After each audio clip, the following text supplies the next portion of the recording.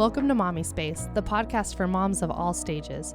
My name is Aubrey Coots, and this podcast was created to give moms a voice to share their experiences and to share that there's not just one way to be a mom. This is a place where you can learn to love the woman inside the mother. Welcome back to Mommispace. This is Aubrey, and today I'm here with my friend Lindsey Dietz, who is a sweet friend that I met randomly through another friend, actually at the Orange Circle, for those that are from California. So that was a fun encounter to first meet, but then a few months later, I recognized her at church and realized that we went to the same church, and that was probably 2.5 years ago. And since then, we've been friends, and it's been sweet to just walk through the motherhood journey together and to have that friendship. So Lindsey, welcome to Mommispace. Thank you. Excited to be here. Yeah, thanks for being on the show. To start off, for those that don't know you, can you tell us a little bit about yourself, where you live, your family, and the story of your journey into motherhood? Yes. So I'm Lindsey. I am 26. I'm from originally Orange, California. My husband and I live out in Riverside currently, where he is born and raised from. And we have 2 little boys, Bear, he's 2.5, and Phoenix, he's 1.5. And then we have a little girl on the way. She's due in November, so I'm like 6 months pregnant with her. It's brutal in the summer. I can tell you all that. A little bit about me. I love anything to do with outdoors, love camping. Our family is very adventure oriented. The boys love it. Yeah, if you could picture our family, it is outside, and it is in the dirt, and it is in a camp tent in the mountain somewhere. Yep. So that's a little bit about us.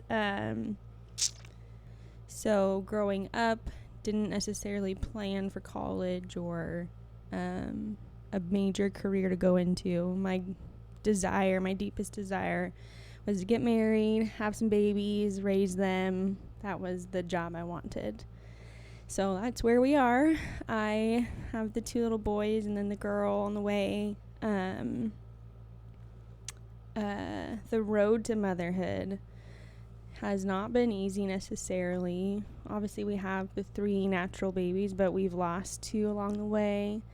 So it hasn't been just happy-go-lucky either. Definitely has been a struggle within there. So I can feel all the moms out there that have had a hard go at it. Been there too. But yeah, was that the questions? Yeah. Was that the road? Yeah. That was all? Okay. That's great. Yeah. Just how you became a mom and what that looked like. Yeah. So, yeah. Thanks for sharing. Yeah. Okay. So this month's theme is health and wellness. And when I was thinking about people to interview, I thought of you because I feel like you're a friend that is consistently in my life, that I feel like I've been able to see that you prioritize health for yourself and for your family. So I thought of you and thought it would be cool to hear from you and for others to hear from you. So with that being said, how did health and wellness first become a priority to you personally? I have always been a relatively healthy person, like love sports, active, wasn't super health conscious necessarily. I didn't eat horribly, but I wasn't I had no research behind what I did. So it wasn't anything huge in my life until I had children and I realized, what I'm feeding them and what is involved in their diets and their life is what's building them, as they're growing. I'm already grown. The things I eat are important to maintain my body, but they're not building it. Obviously in the beginning of a baby, it's milk. Right. So there wasn't too much thought there.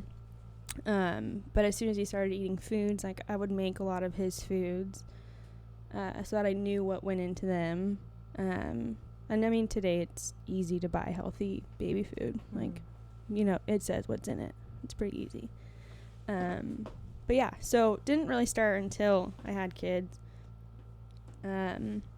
And I realized, like, I cared about what went into their bodies and what grew them and what their bones and tissues and organs and everything was processing as they were being built. And that's pretty important. I kind of would just ask myself the question, like, am I wanting foods that nourish them? Am I wanting foods that help build that? Or am I wanting things that, you know, have a lot more preservatives in them and sugars? And so those are kind of like the questions behind the scenes of what I want going into them. Like, obviously there's a lot of our bodies we can't control, but food is a big part of, you know, what makes us. I loved what you said about, like, giving them things that are building them. Like, that concept, I feel like I've never really thought about. Like, like you said, it's like we're already built in a sense. Like, we're already grown, and whatever was done is too late.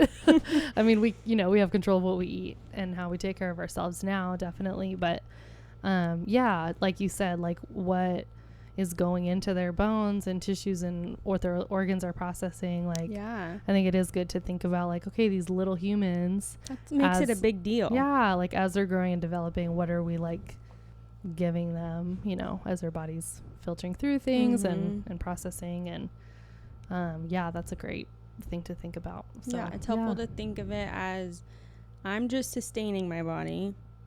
Like, I'm not growing, but these children are. Like, they're being built from nothing, from start of pregnancy to, you know, the growing years. Right. So it's important on what is being put into that.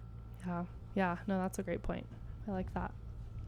So you've kind of, like, started talking about this a little bit, but what does it look like to incorporate health and wellness within your family as a whole? Okay.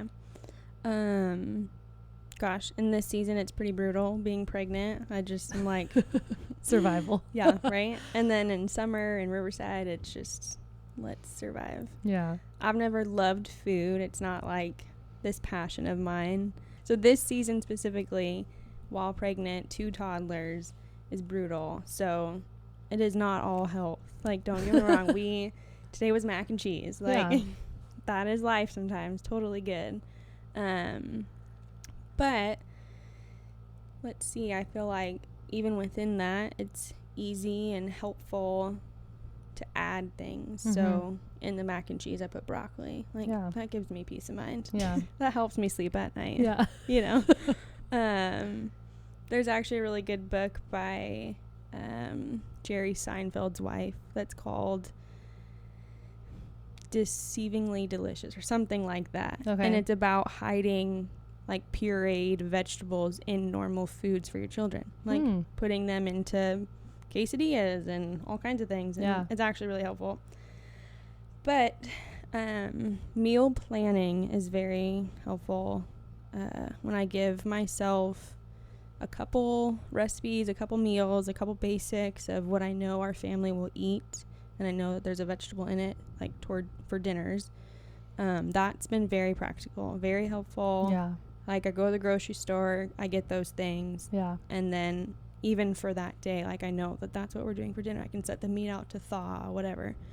But I'm very bad at meal prepping. Okay. Like, that is not my strong suit. I suck at that.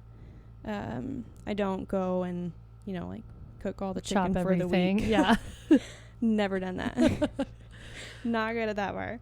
Do you meal plan for the week, like, on Sunday nights for the entire week, or? Typically, I mean, just a very practical, like, we get paid on a Friday. So, like, usually that weekend, we'll kind of think about what we need from the grocery store. And then either that weekend or, like, Monday I'll go. Yeah. And so we'll have talked about, you know, the meals we're looking forward to, or, like, and write them down even too. And then, like, they kind of shuffle around depending on, especially for me while I'm pregnant, whatever mood I'm in for that day, right. What I feel like eating for dinners. But yeah, so we'll do that typically. But another practical thing is, like, when you're at the grocery store, like, in my season, bringing the kids, it's hard, but we'll only buy healthy things. Like, the kids really don't get, I mean, maybe it's just because they don't want to right now and they haven't asked, but they don't really get to pick out things at the grocery store. Right. And like if the things aren't in your house that are unhealthy, like your kids won't be eating them. So like we choose healthy things at the grocery store, lots of fruits and vegetables. We're not really good at snacking on vegetables. That's never been like a good family habit of ours. Yeah. But fruits are a big snack of ours. So the boys typically, that's their option. So while I'm at the grocery store, it's been very helpful to also look at ingredients in the food. So, I mean, you know, going back to like what's building our children's bodies and the nutrition in them, just super helpful to look at the ingredients, know if there a lot of things nowadays say like no preservatives, no colors, or no food coloring. And those are really important things to not have in your foods, especially for children. Like it could affect behaviors, the sugars. And gosh, everything has sugar in it nowadays. So trying to limit that. I obviously don't limit that all the way. That's just kind of impossible.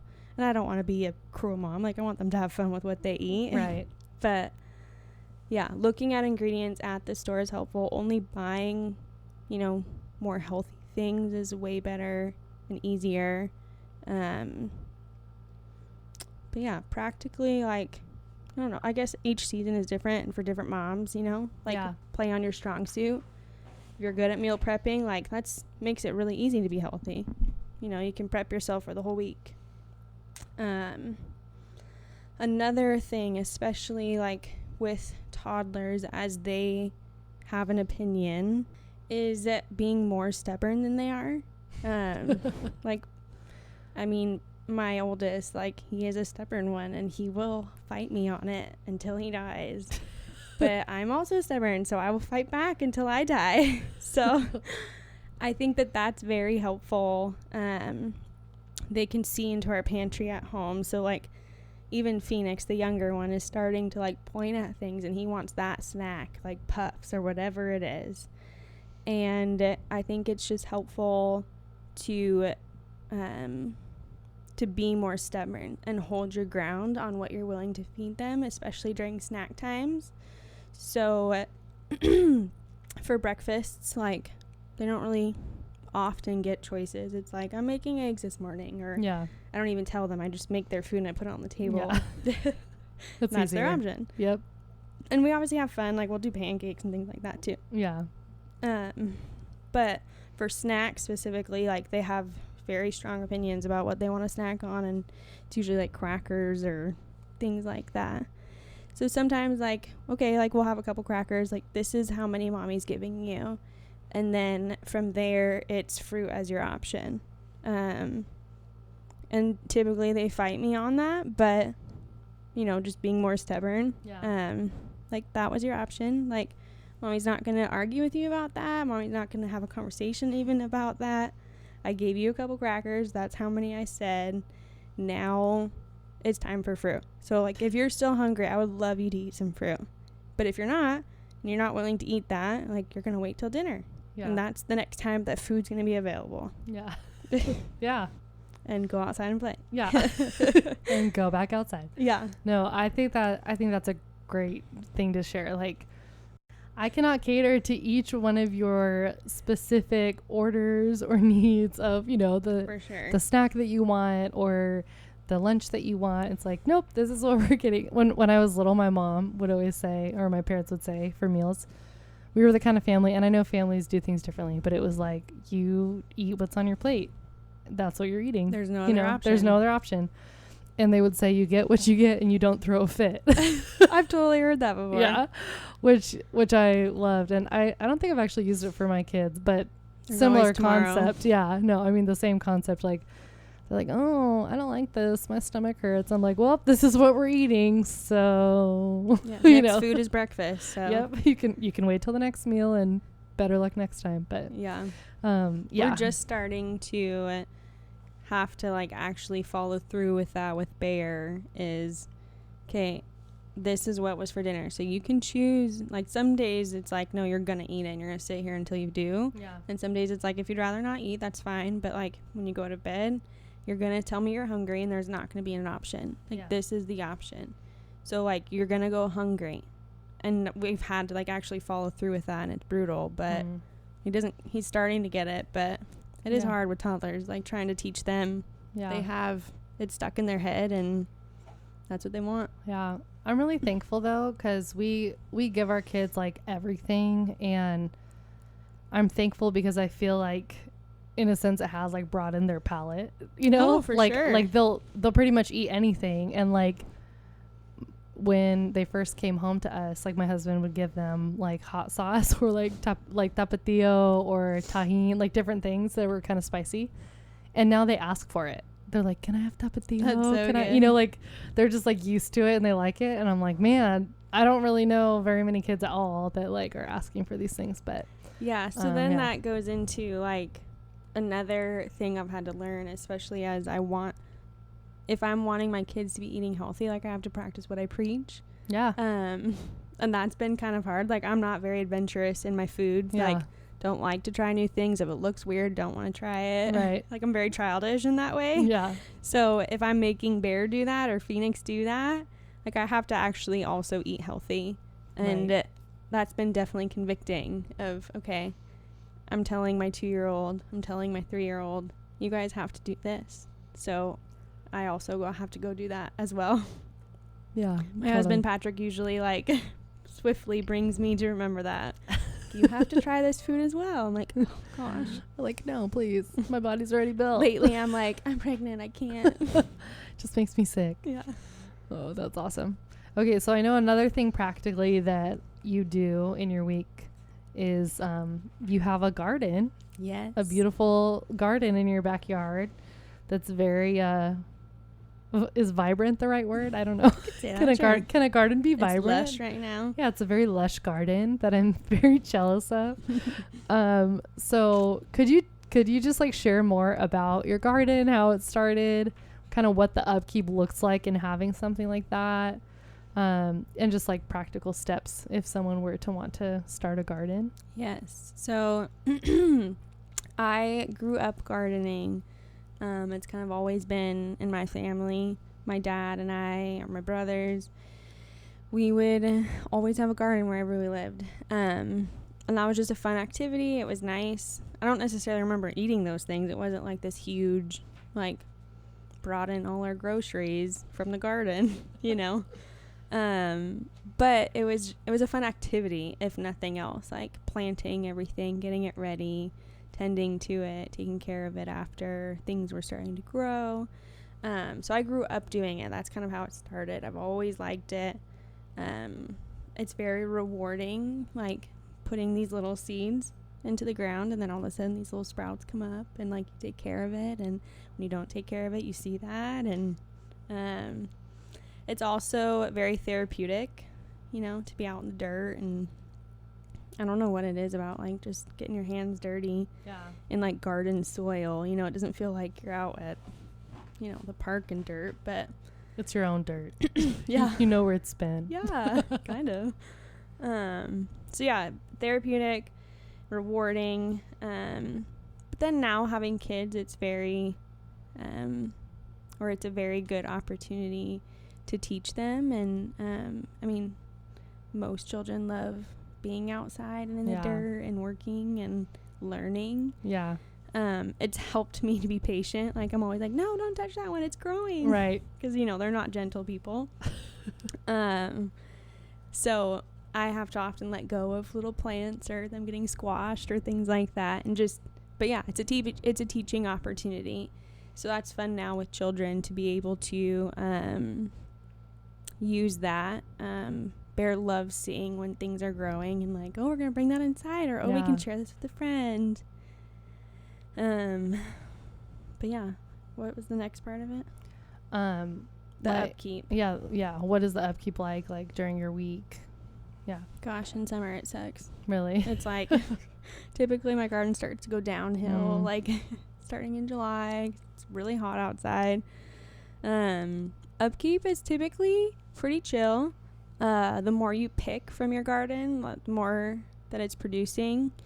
So the more you pick, the better it produces. Okay. Letting things stay on there isn't going to help it. At least like once it's ripe and ready to be picked, you should pick them off, because that'll help it create more and give more energy to the other ones that are already growing or need more nourishment.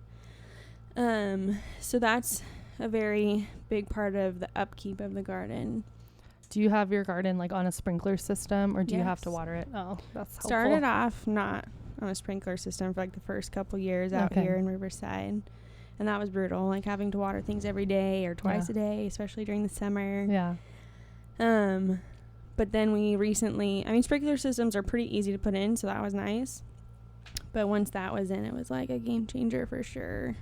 Just thankfully, so in the beginning, when you first plant your seeds, watering is all the time. You want it to always be wet. But as it starts growing and they're a little bit more hardy, it's actually good for them to be dried out a little bit. It helps not wash away nutrients in the soil. So gardens start to be a little bit more forgiving, that, you know, you see things starting to wilt, you water, it comes back. And then it actually comes back better and it produces more. Cool. Doesn't wash away the nutrients quite as bad. I didn't realize that like overwatering doesn't just kill it because of too much water, but that it's like washing away the nutrients. So learn that in interesting geology. Okay, cool. Look at you. The garden master. If I could be anything, I'd be a geologist. Really? No. Oh. But I did love geology. That's the study of rocks. Earth, the rocks, Cool. The soil. If someone wanted to start a garden, what would you say? Go for it. It's rewarding. You'll love it. You start around April. It's like starting to get warm out. You know, like on the seed packets, it's always talking about how you want to plant after your last chance of frost. Like, you don't want your seeds to freeze. We don't really freeze out here. So April's pretty safe, but it's cool enough that like your little seedlings aren't going to fry out in the sun. And what you kind plant of too late, they'll just kind of squelch. And what kind of dirt should you be planting seeds into? I mean, I've just done like the dirt that's in my backyard. Typically, I'll add dirt in, just like some, I don't know, something from Home Depot, garden soil. Like I usually buy the cheapest one. And then till it in, like mix it up. But I've always just used what's in my backyard for the most of it because it's just soil. So break it up so it's not like right now I'm picturing where I want to have a garden and it's like as hard as a rock. So I probably it's a would lot need of tilling, and that's probably the hardest part. Is like breaking the it first up. garden.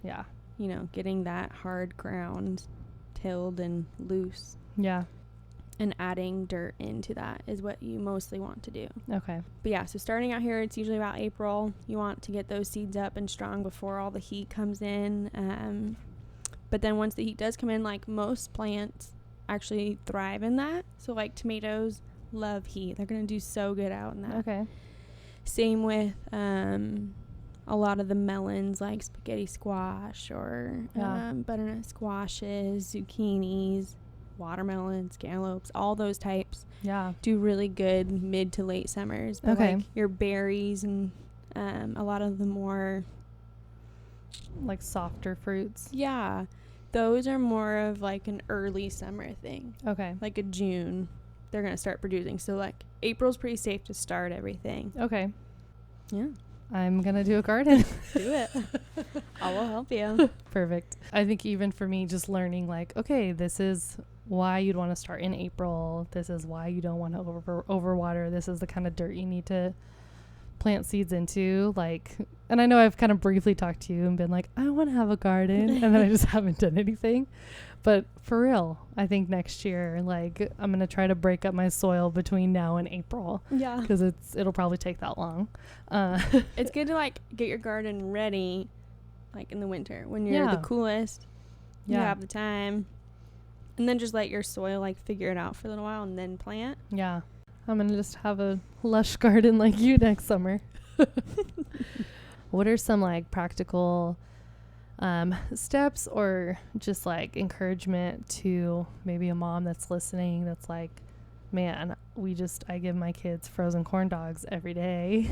Or, you know, like, which I'm not saying that, I mean, I've done that, so I'm not shaming in any way. But if there's a mom listening what are some like practical maybe first steps or changes that you think she could implement, like to just have some healthier options for her family? So I think that the most helpful thing is just kind of what you're just saying, that there's no shame. You know, there's seasons for everybody. Currently in a bad one myself of just like, you know, quesadillas, sandwiches, mac and cheese. Lunches are usually my like cheat meal for the children of I'm not going to try that hard. We're just going to get through. Breakfasts are typically like a good one that I try and like pound all the good in them, or dinners. But yeah, so first off, there are seasons. So there is nothing wrong in a day, a week of just trying to get through the meals. Meals are brutal with children. They are not enjoyable. Yeah. Waiting for those maybe teenage years when a dinner table isn't a nice thing, but maybe not even then it will be. Yeah. Maybe when we're all adults. Maybe in 20 years it'll be enjoyable. Oh, trying to teach children manners is like not. We'll get there. They're little. Yes. They're little. Okay. I'll let you hold my hand through this. Okay. So yeah, first off, seasons, there's no shame.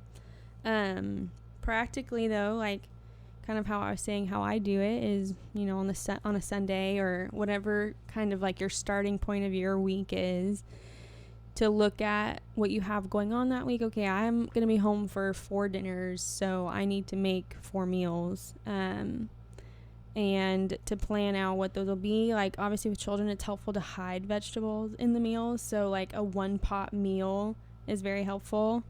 That for us has been very realistic. So, and my husband loves cooking, so he's been very helpful in coming up with meals, especially when I'm lagging. So yeah, we kind of do that on a Sunday. So whatever day you start your week on, to kind of meal plan.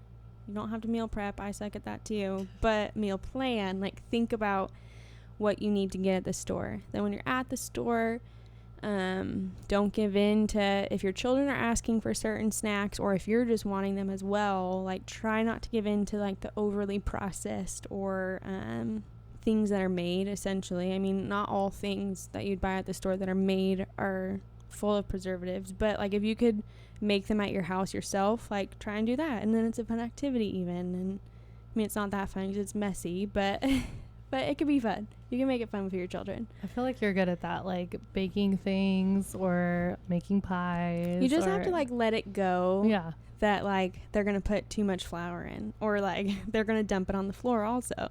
Yeah. As soon as you let that go, it's fun for them. Like we'll make a lot of like granola bars, or like I could easily, that's way better and easier to buy at the store. Right. But I know what's going into it when I make it at my house. So that's helpful when I'm at the store, is to buy things that aren't overtly made or processed. That's very practical in trying to keep those things out of the house. Right. And then just buying lots of fruits. Like, it's one of our biggest snacks. Like, that's typically what we're eating if we're eating anything. And then, yeah, to look at what's in them. So, like, if you are buying some snacks, try and look at, like, the ingredients. Like, man, there's a ton of sugar in that, and it's all refined sugar. It's not even natural sugars that would just already be in that. Right. Maybe try and steer away from that, or find one that's sugar-free, or no sugar added is a big thing to look for. Yeah. And then food coloring, like especially for toddlers and children, that's a big behavioral food thing to kind of steer away from. So trying to find like natural food coloring is a big deal. And organic. So organic's expensive and sometimes just honestly unrealistic for a family, especially on a budget. And we've gone kind of through seasons where our grocery budget is less for whatever reason. And so typically that can be hard for a family to buy. Like, it obviously is more expensive. So specific things are way better to buy organic. You don't need to buy everything. But if you're thinking about fruits and vegetables, those are probably the most important to buy organic. Like, they're actually grown in the grounds. Or have a garden. Or have a garden. Yeah. Or have pesticides on them, etc. So But if you can't buy all of that organic, there are specific ones that are more important, like berries. Like, they're very sweet, so like bugs are drawn to them. So those are typically heavy in pesticides if they're not organic, like to keep them from being eaten.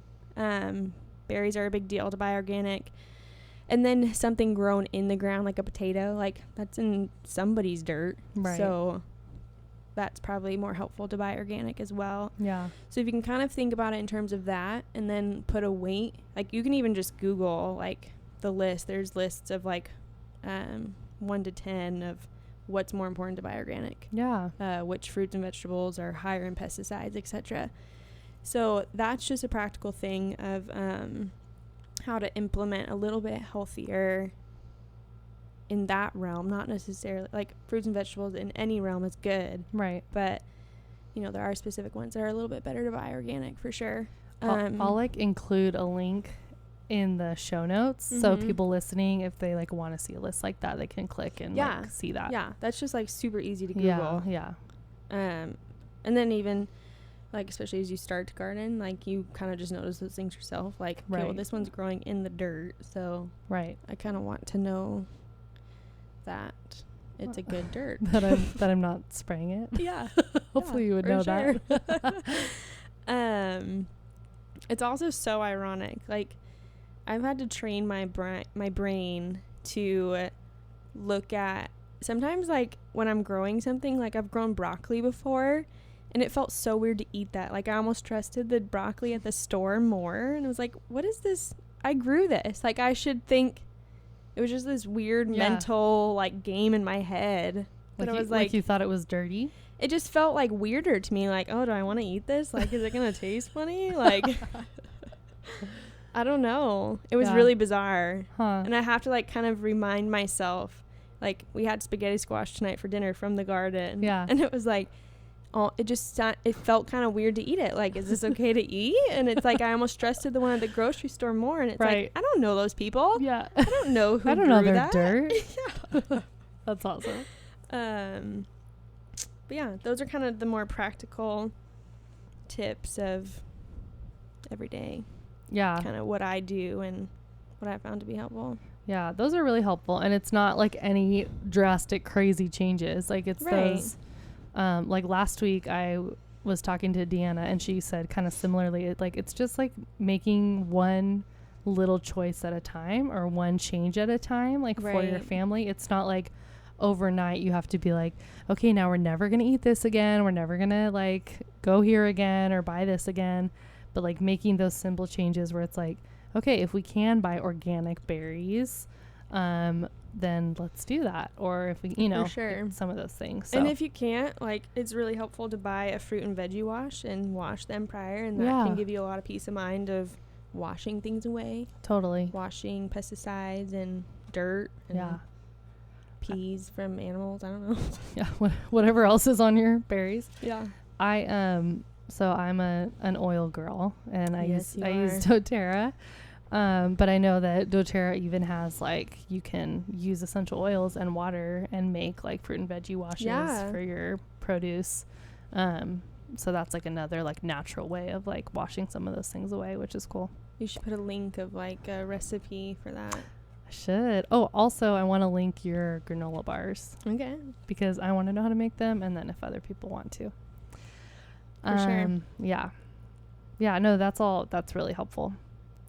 Okay, so this is possibly pertaining to your family's lifestyle and health, or it could just be kind of overall. But I always like to ask this question at the end, which Bree, the previous host, would always ask this question. So basically, I just stole it from her. But what is the legacy that you want to leave to your children? What a heavy question. In pertaining to this topic of healthy and even just gardening, it feels pretty heavy to me. I feel like, kind of how we mentioned before, what we nourish our bodies with is a big deal, but especially as like a little body is growing, that's an even bigger deal. So once I had children, the call of motherhood just felt so heavy to me in that regard of like, this little brain, these little bones, these little organs, the things that make this little person and nourish this little body as it's growing, and all the energy it needs to grow and sleep and all that goes into that. It felt so heavy, and it's a big deal. And so I want to leave my boys and my little girl, and whoever else comes into our family at some point. I wanted to leave them healthy, like, as much as I can. Obviously, I can't control their bodies. Like, that's God's job. But, like, I have a job. That is my job to do here on earth. Like, God gave me to them as their authority. And a big part of motherhood is nourishing their bodies, and teaching them what's healthy. Like, showing them and leading by example, living a healthy lifestyle. And so I really wanted to do that for our children. I really wanted them to see and live out what it looked like to be healthy, and eat healthy, and to train them in that. You know, we are given to these kids as their authority, and they don't know what's good for them. Like, gosh, Bear would eat crackers the rest of his life, you know? And I have conversations with him often about that, you know, what, like, this snack isn't really good for you. Sugar's not very good for you. That's not going to help build you. That's not going to help you sleep well. And I'll even, like, I talk to him like a little adult, so I'll tell him, you know, berries are so full of antioxidants, and, like, that helps you not get sick. Yeah. Like, that's cool. Yeah. And so he'll repeat those things to me sometimes, and it's super cute. Is this going to help me not get sick, Mommy? I'm like, yeah, eat them up, bro. That's awesome. So, yeah, that's heavy. And that applies into so much of motherhood that, you know, these people come out knowing nothing, these little people. Yeah. And we are here to teach them, whether that's in food or in social things or in Jesus. Like, we're teaching them. We're starting at ground zero with them. Yeah. So in regards to, like, yeah, their healthy lifestyles, that felt like a big deal to my husband and I, in wanting to leave that type of a legacy of a healthy lifestyle for them. Yeah. And recently, like,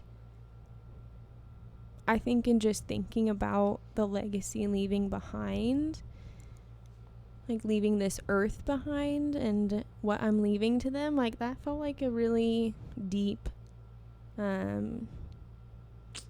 burden that, gosh, I want this world to be great for them, and I want to leave it well, and I want to show them how to care for the earth and how to care for the animals and the people, especially, obviously. I want to take care of this earth for them. So in the legacy, like, we want to leave our kids. I love being able to teach them about you know, how to be kind to this animal, how to do this, because that's gonna end up in the ocean, or blah blah blah. But yeah, no, I think that's great. And I love, like, I feel like so much of your focus, like, in this conversation and in the things that you're doing with your family and implementing, is really, like, teaching your children and teaching them well on, like, how to have a healthy lifestyle, how to even just teaching them, like, things in the garden, and, you know, like you said, it's like that's something you remember from growing up and have carried into, like, your family now. But just having that teaching aspect of, like, why this is important. And I feel like I could hear Bear saying, like, is this gonna help me not get sick? You know, like, that's so totally cute. does.